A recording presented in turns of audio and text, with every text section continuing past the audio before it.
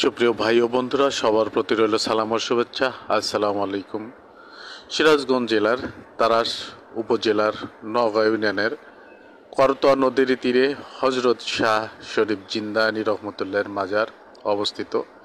এটি একটি ঐতিহাসিক পর্যটন ও আকর্ষণীয় স্থান, যেখানে প্রতি বছর চৈত্র মাসে 3 দিন ব্যাপী ওরস অনুষ্ঠিত হয়।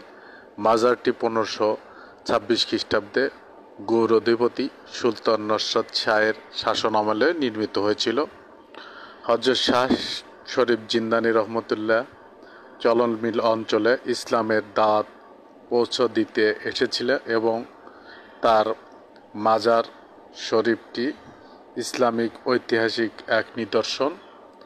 তাকে উদ্দেশ্য করেই প্রত্যেক শুক্রবারে প্রায় 10,000 লোকের জমায়েত হয় এই মাজার শরীফে। শুক্রবার জুমার নামাজের জামাত, এত বৃহত্তম একটি জামাত হয়।